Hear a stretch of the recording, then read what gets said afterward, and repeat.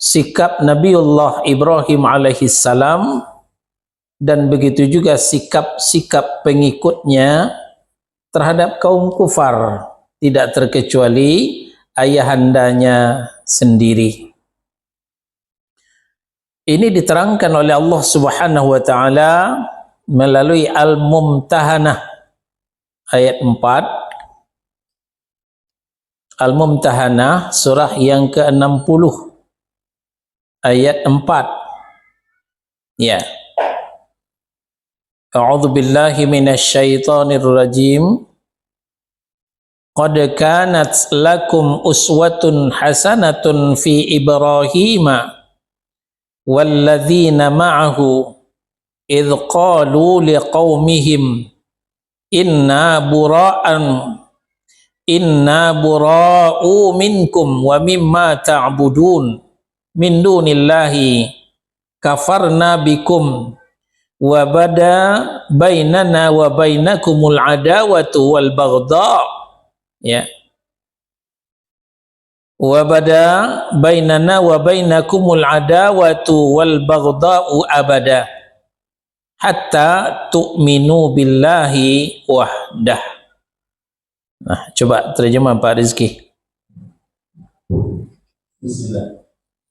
Sesungguhnya telah ada suri tauladan yang baik bagimu pada Ibrahim dan orang-orang yang bersamanya, ketika mereka berkata kepada kaum mereka, sesungguhnya kami berlepas diri dari kamu dan dari apa yang kamu sembah selain Allah.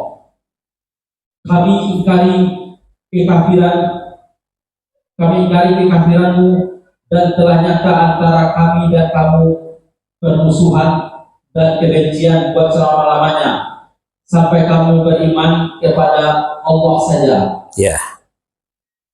Di situ Allah menceritakan kepada kita bagaimana sikap baraknya Nabiullah Ibrahim alaihissalam beserta kaumnya terhadap orang-orang kufar, terhadap orang-orang kafir, tidak terkecuali ayahandanya sendiri.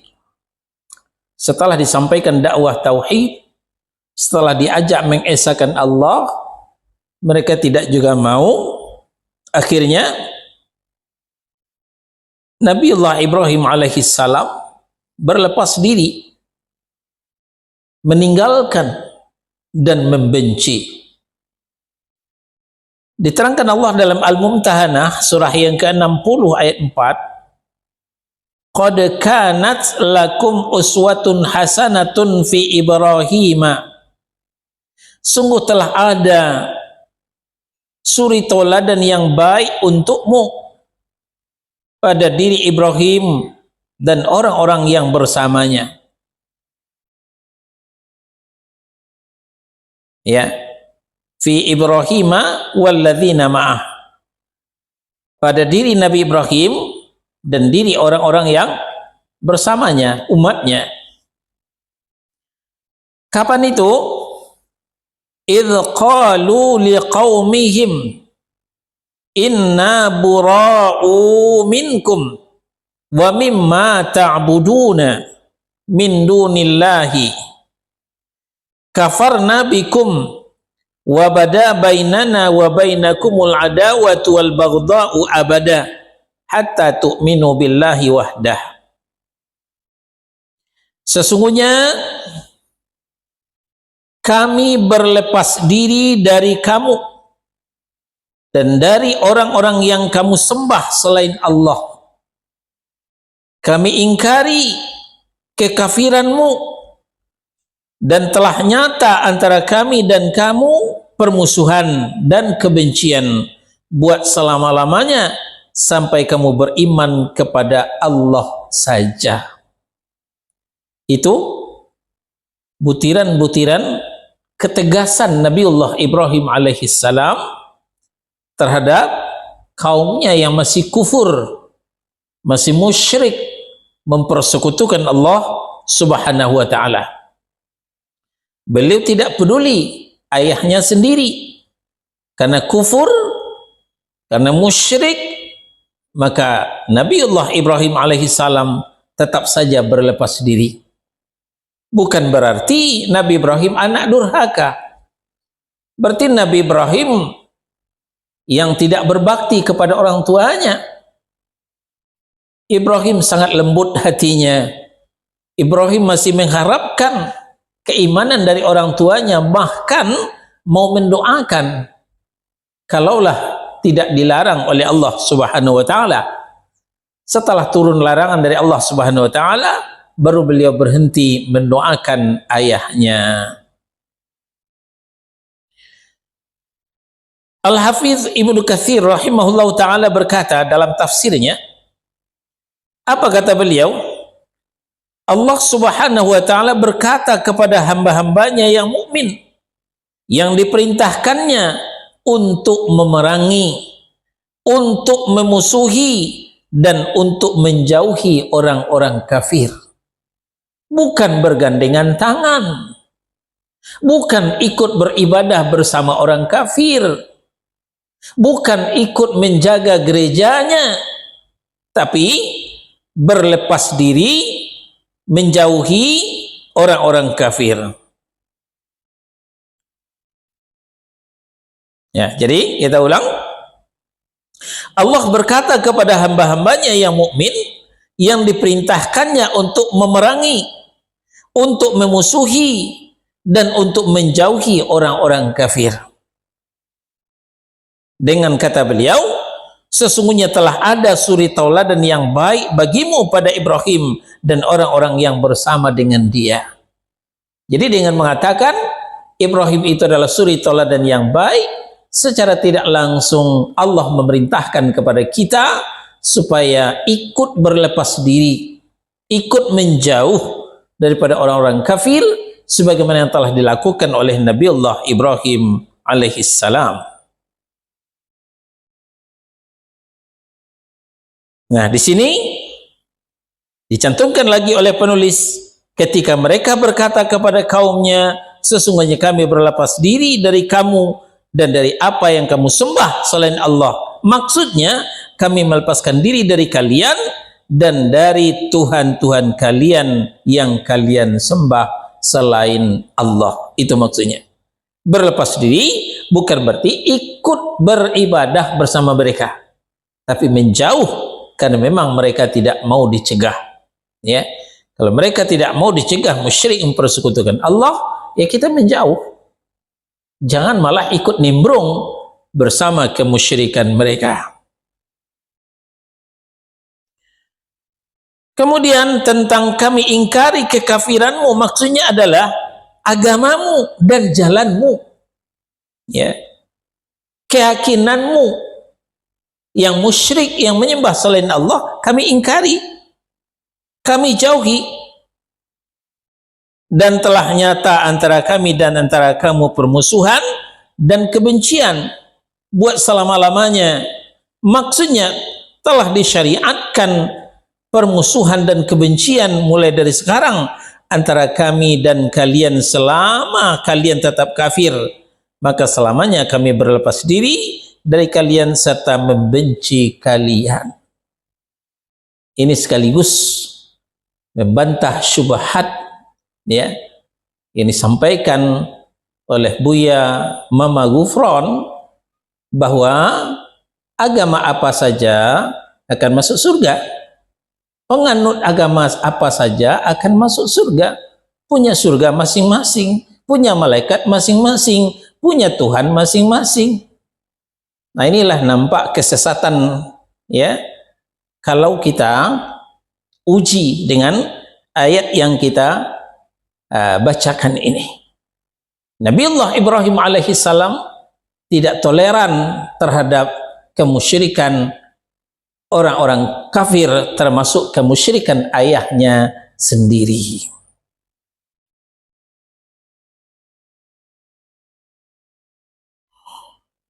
Maka ayat tersebut menunjukkan bahwa al-wala wal bara adalah ajaran Nabiullah Ibrahim alaihissalam. Bukan hanya ajaran Nabi Muhammad sallallahu alaihi wasallam, tapi telah dimulai dari Nabi Ibrahim alaihissalam yang kita diperintahkan untuk mengikutinya. Allah juga menceritakan hal tersebut agar kita mencontohnya. Diulang lagi oleh Allah di ayat 6, ya, masih Al-Mumtahanah. Sudah tadi di awal ayat 4, lalu di ayat 6 diulang lagi. Laqad kana lakum fihim uswatun hasanatun liman kana yarjullaha wal yawmal akhir wa may yatawalla fa innallaha huwal ghaniyyul hamid. Sesungguhnya pada diri mereka, maksudnya Ibrahim dan umatnya, ada teladan yang baik untukmu, ada suri teladan contoh yang baik untukmu, yaitu bagi orang-orang yang mengharapkan pahala dari Allah dan mengharapkan keselamatan pada hari akhirat. Ya, itu contoh teladan adalah Nabiullah Ibrahim. Sebaliknya, bagi yang tidak mau mencontoh Nabiullah Ibrahim, maka mereka tidak akan mendapatkan pahala dari Allah dan tidak akan mendapatkan keselamatan di hari kiamat. Dan barang siapa yang berpaling, nah ini ancaman. Ya, kalau tadi adalah himbauan supaya mencontoh kepada Ibrahim alaihissalam. Kalau masih tidak mau, nah maka turunlah ancaman.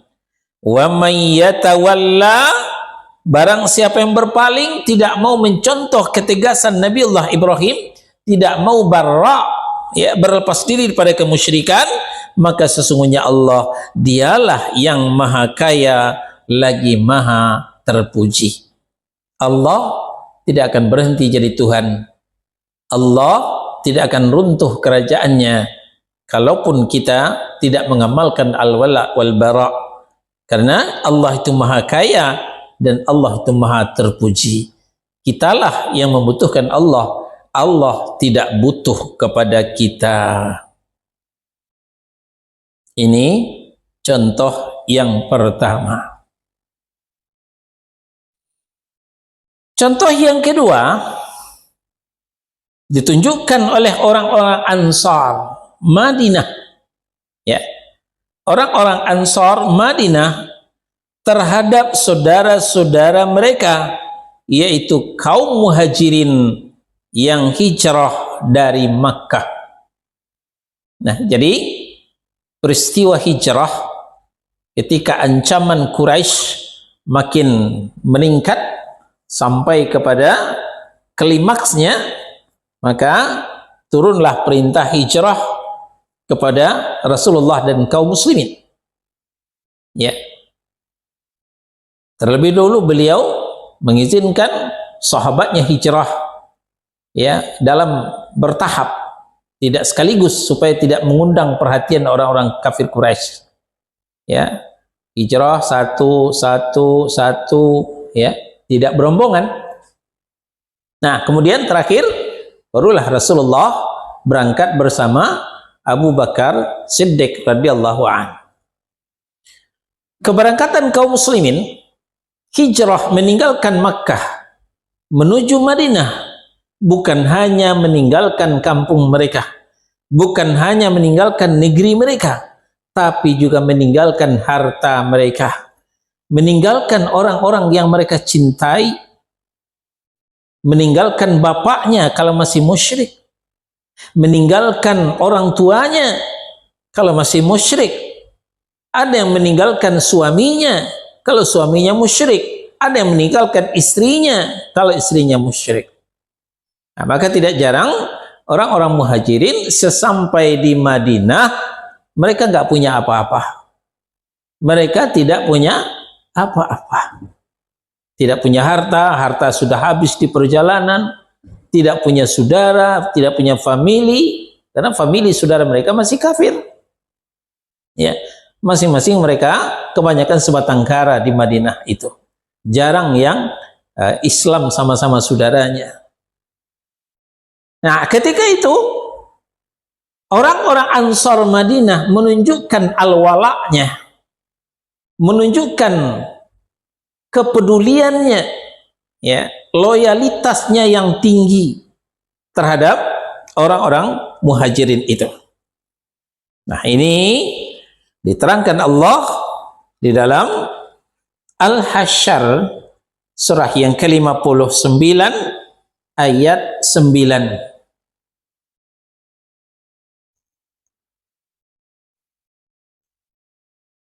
Walladzina tabawwa'ud dara wal imana min qablihim yuhibbuna man hajara ilaihim wa la yajiduna fi sudurihim hajatan mimma utu wa yu'thiruna ala anfusihim walau kana bihim khasasah wa man yuqa syuhha nafsih fa ulaika humul muflihun. Silakan. Dan orang-orang yang telah menempati kota Madinah dan telah beriman Ansor sebelum kedatangan mereka Muhajirin, mereka mencintai orang yang berhijrah kepada mereka, dan mereka tiada menaruh keinginan dalam hati mereka terhadap apa-apa yang diberikan kepada mereka orang Muhajirin, dan mereka mengutamakan orang-orang Muhajirin atas diri mereka sendiri, sekalipun mereka memerlukan apa yang mereka berikan itu. Dan siapa yang dipelihara dari kekikiran dirinya, mereka itulah orang-orang yang beruntung. Ya, mari kita simak ayat ini dan kita renungkan betapa Allah menceritakan al-wala'nya, loyalitas yang tinggi dari kaum Ansor kepada kaum Muhajirin. Walladzina tabawwa'ud daral imana min qablihim, dan orang-orang yang telah menempati kota Madinah dan telah beriman, maksudnya orang-orang Ansar, sebelum kedatangan mereka, kedatangan orang-orang Muhajirin. Mereka orang-orang Ansar itu mencintai orang-orang yang berhijrah kepada mereka. Ya. Allah sendiri yang menceritakan. Ya. Kalau tidak, enggak mungkin Allah menceritakan. Allah itu enggak bohong. Allah itu bicara atas apa adanya. Jadi Allah menceritakan bahwa orang-orang Ansar itu mencintai saudara-saudaranya Muhajirin. Meskipun tidak sekampung dengannya. Walaupun tidak ada hubungan famili, ya, Makkah Madinah itu tidak kurang dari 500 km. Ya, sini Bandung berapa kilo? 200. Ya, masih jauh. Ya, lebih jauh daripada Jakarta Bandung, Makkah Madinah itu. Ya. Sini Cirebon, di sini Semarang lah ya. Sini Semarang. Nah, itu jauhnya antara Makkah Madinah itu. Jadi apa kata Allah? Mereka mencintai orang-orang yang berhijrah kepada mereka. Dan mereka tidak menaruh keinginan dalam hati mereka terhadap apa yang diberikan kepada mereka, kepada orang Muhajirin itu. Diberikan sembako misalnya, kalau bahasa kita sekarang. Mereka tidak menginginkan lagi bansos umpamanya. Beda dengan kita. Kita ngasih sembako kan kita menginginkan timbal balik. Kita mengasih bansos kan kita menginginkan timbal balik. Tapi orang Ansar tidak demikian. Mereka kasih sembako, mereka kasih bansos, tidak menginginkan imbalannya. Nah, ini dikatakan oleh Allah Subhanahu wa taala. Ya, jadi mereka tidak menaruh keinginan dalam hati mereka terhadap balasan apa-apa yang diberikan kepada orang-orang Muhajirin. Dan mereka mengutamakan orang-orang Muhajirin atas diri mereka sendiri. Benar-benar mereka mengamalkan hadis la yu'minu ahadukum hatta yuhibba li akhihi ma yuhibbu li nafsihi. Hadis Abu Hurairah riwayat Al-Bukhari dan Muslim. Tidaklah sempurna iman salah seorang di antara kamu sebelum dia mencintai saudaranya sebagaimana dia mencintai diri mereka sendiri. Nah, orang Ansar bukan sama mencintai orang Muhajirin, bukan sama dengan mencintai dirinya, tapi melebihi cintanya kepada saudaranya Muhajirin daripada mencintai diri mereka sendiri. sekalipun mereka memerlukan apa yang mereka berikan itu, mereka nggak peduli, ya. Sekalipun mereka memerlukan yang diberikan itu, tapi kalau saudaranya membutuhkan, muhajirin itu membutuhkan, mereka kasih saja. Nah, demikian keteladanan orang-orang Ansar. Ya ma'asyaral muhajirin, wahai saudaraku orang-orang muhajirin dari Makkah, apa yang kalian butuhkan? Ontaku ada beberapa ekor, kalian pilih satu, ambil. Rumahku ada beberapa kamar, beberapa petak, kalian pilih, tinggal di situ. Bahkan sampai-sampai, ya, istriku ada 4, kalian pilih mana yang kalian suka, dan aku siap menceraikan setelah sampai idahnya, silahkan kalian menikah. Sampai begitu. Itu keteladanan daripada orang-orang Ansor Madinah. Jadi bukan isapan jempol yang disampaikan Allah dalam Al-Hasyr ayat 9 ini. Mereka lebih mencintai orang-orang muhajirin daripada diri mereka sendiri. Ujung ayat, dan siapa yang dipelihara dari kekikiran dirinya, mereka itulah orang-orang yang beruntung sebenarnya, kata Allah Subhanahu wa taala. Ya. Barang siapa yang memelihara dirinya daripada sifat pelit, bakhil, itulah orang-orang yang beruntung. Yang dimaksud ayat ini, orang yang tinggal di Darul Hijrah, ya, Madinah itu nama lain adalah Darul Hijrah, yaitu tempat untuk hijrah, yaitu Madinah. Sebelum kaum muhajirin, dan kebanyakan mereka beriman sebelum muhajirin, ya. Kalau kita belajar sirah nabawiyah, ya, sebelum peristiwa hijrah itu, dalam beberapa tahapan orang-orang Madinah itu mulai masuk Islam, ya. Ketika mereka menunaikan ibadah haji, tapi hajinya bukan syariat Nabi Muhammad, ya, masih haji jahiliyah. Ketika mereka menunaikan ibadah haji ke Makkah, lalu diam-diam Rasulullah nyamperin ke kemah mereka, lalu menyampaikan dakwah. Alhamdulillah, masuk Islam satu, masuk Islam satu, masuk Islam satu. Nah, lalu Rasulullah pesankan supaya ini disampaikan kepada keluarga kalian di Madinah. Nah, itulah awal mulainya Islam masuk ke Madinah melalui jamaah haji yang pulang dari Makkah. Nah, begitu gelombang pertama, besok di gelombang kedua juga begitu, di tahun depannya, di tahun berikutnya juga begitu, ya, begitu seterusnya. Itulah awal masuknya Islam ke Madinah. Nah, ini dikatakan oleh Allah di sini, maksudnya orang-orang yang tinggal di Darul Hijrah di Madinah sebelum kaum muhajirin, dan kebanyakan mereka beriman sebelum muhajirin. Duluan orang Ansar beriman daripada orang muhajirin.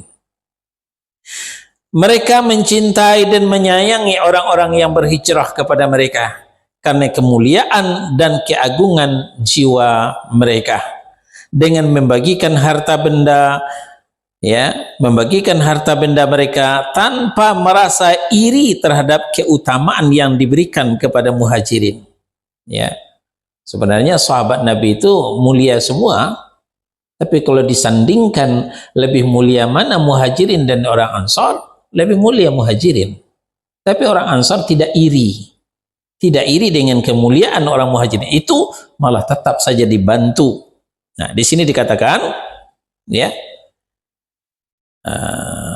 dengan memberikan harta benda mereka tanpa merasa iri terhadap keutamaan yang diberikan kepada muhajirin daripada diri mereka sendiri, sekalipun mereka sendiri juga sangat membutuhkan sebenarnya. Jadi orang-orang Ansar itu tidak semuanya kaya, tidak semuanya kaya, namun tetap ngasih sesuai dengan kemampuannya. Ini adalah puncak asar, ya, mengutamakan saudara dan wala kepada Allah Subhanahu wa taala terhadap para penolong Rasulullah sallallahu alaihi wasallam. Karena Muhajirin adalah pengawal Rasul, maka orang Ansar all-out ya, sepenuhnya menolong, membantu orang-orang Muhajirin tersebut. Ya. Jadi kalau yang pertama contoh Nabi Ibrahim itu contoh barra. Nah, kemudian contoh orang-orang Ansar ini adalah contoh al-wala. Yang ketiga atau nomor C, sikap yang ditunjukkan oleh Abdullah bin Ubay bin Salul terhadap kemunafikan ayahnya, yaitu Abdullah bin Ubay bin Salul. Ya, mudah-mudahan tidak puyeng ya, muter-muter ya. Kita harus bedakan dua orang tokoh ini. Ya.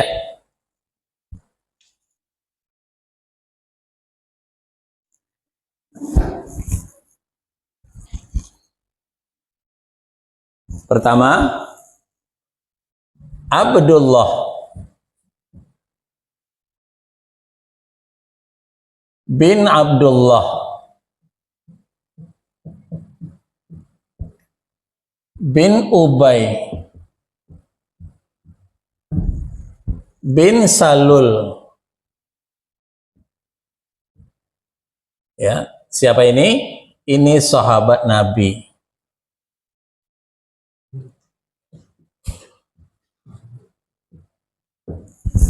Nah, kemudian ada lagi Abdullah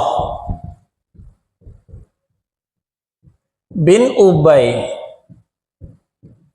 bin Salul.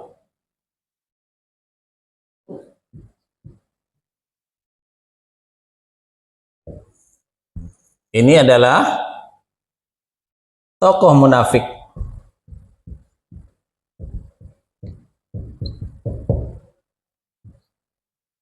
Garis miring, musuh Nabi.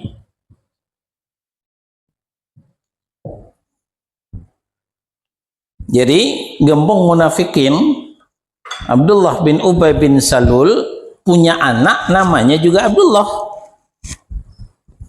Jadi Abdullah bin Ubay bin Salul.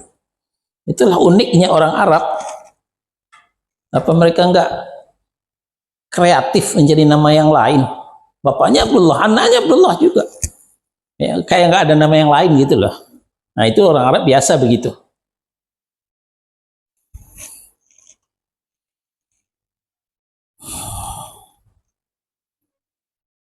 Ya. Bagaimana suatu ketika terlontar dari mulut Abdullah bin Ubay bin Salul mau mengusir Rasulullah dari Madinah. Ya. Mau mengusir Rasulullah dari Madinah. Sampai berita ini ke telinga putranya Abdullah bin Ubay bin Salul. Nah, maka dia bertekad. Nah, tekadnya ini diabadikan oleh Allah dalam Al-Munafiqun surah yang ke-63 ayat 8. La irja'na ilal madinati la yukhrijannal a'azzu minhal adal. Ya, coba terjemah. Sesungguhnya jika kita telah kembali ke Madinah, benar-benar orang yang kuat akan mengusir orang-orang yang lemah daripadanya. Ya. Jadi setelah Futuh Makkah, Makkah sudah bisa dikuasai dengan baik. Kekuasaan sudah dipegang oleh Rasulullah Sallallahu Alaihi Wasallam. Maka suatu saat kita kembali ke Madinah. Ketika kita sampai di Madinah, pasti ya orang yang kuat akan mengusir orang yang lemah. Maksudnya dia berharap menjadi orang yang kuat, akan mengusir ayahandanya sendiri dan pengikut-pengikutnya ya, yang dia menganggap ketika itu akan menjadi orang yang lemah. Itu harapannya, itu tekadnya Abdullah bin Abdullah bin Ubay bin Salul ini. Tidak peduli walaupun bapaknya sendiri. Walaupun bapaknya sendiri. Nah, ini mirip dengan kisah Nabiullah Ibrahim alaihissalam. Dia, maksudnya Abdullah bin Abdullah, menginginkan al-azzu, orang-orang yang kuat adalah dirinya. Sedangkan al-adhallu, orang-orang yang lemah, ya, adalah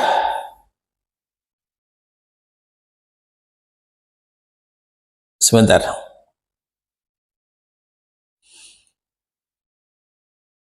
Ini diceritakan anggapan orang-orang munafik, ya. Dia, maksudnya orang munafik, menginginkan al-azzu itu, orang-orang yang kuat itu adalah dirinya, yaitu orang munafik itu sendiri. Sedangkan al-adhallu, orang yang lemah, adalah Rasulullah sallallahu alaihi wasallam. Jadi orang munafik itu bertekad mau mengusir Rasulullah sallallahu alaihi wasallam. Dia mengancam akan mengusir Rasulullah dari Madinah. Maka ketika hal itu terdengar oleh anaknya, yaitu Abdullah bin Abdullah, seorang yang mukmin yang taat dan jujur, dan dia mendengar bahwa Rasulullah sallallahu alaihi wasallam ingin membunuh ayahnya yang mengucapkan kata-kata penghinaan tersebut, juga kata-kata lainnya, maka Abdullah bin Abdullah tadi menemui Rasulullah sallallahu alaihi wasallam, ya, menemui Rasulullah sallallahu alaihi wasallam dan berkata, "Ya Rasulullah, saya mendengar bahwa Anda ingin membunuh Abdullah bin Ubay, ayah saya sendiri. Jika Anda benar-benar ingin melakukannya," kata Abdullah bin Ubay, kata Abdullah bin Abdullah, "maka saya bersedia membawa kepalanya untuk Anda." Masya Allah, dia siap menebas batang leher ayahandanya sendiri kalau Rasulullah menginginkan, ya. Saya akan tebas batang leher ayah saya dan saya akan jinjing kepalanya untuk Anda ya Rasulullah. Kuatkah kita seperti itu? Itulah gambaran al-wala'nya dengan Rasulullah dan al-bara'nya dengan ayahnya sendiri, yaitu Abdullah bin Ubay bin Salul.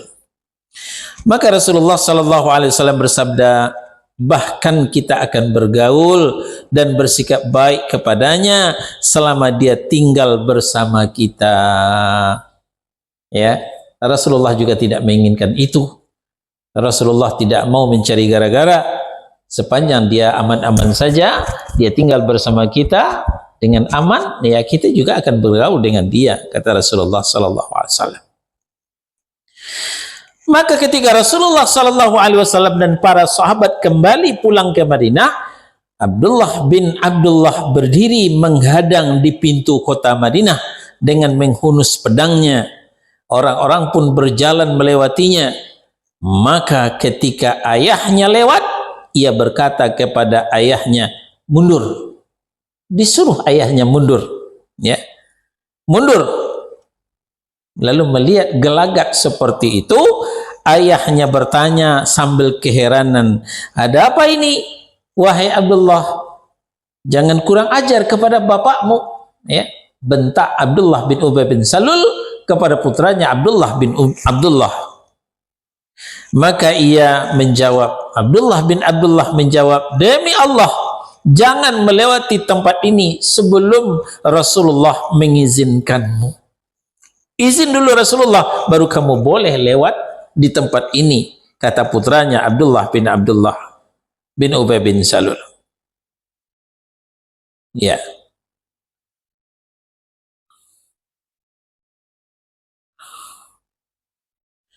Karena beliau adalah Al-Aziz. Ya. Kembali kepada ayat 8 Al-Mumtahanah. Ya. La yukhrijannal a'azzu minhal adall. Ya. Niscaya orang-orang yang kuat akan mengusir orang yang lemah. Jadi Rasulullah itulah Al-Azzu, orang yang kuat, kata Abdullah, yang mulia, dan engkau adalah Al-Adil, orang yang hina, orang yang lemah. Maka ketika Rasulullah sallallahu alaihi wasallam datang, padahal beliau berada di pasukan bagian belakang, Ditungguinlah Rasulullah sampai datang. Abdullah bin Ubay mengadukan sikap anaknya kepada beliau. Ya, anaknya Abdullah berkata, demi Allah. Nah, perhatikan ketegasan Abdullah bin Abdullah, demi Allah wahai Rasulullah, dia tidak boleh memasuki kota sebelum Anda mengizinkan. Maka Rasulullah Shallallahu Alaihi Wasallam pun mengizinkannya. Lalu barulah Abdullah radhiyallahu an berkata, karena Rasulullah telah mengizinkan, maka silahkan lewat sekarang, kata Abdullah bin Ubay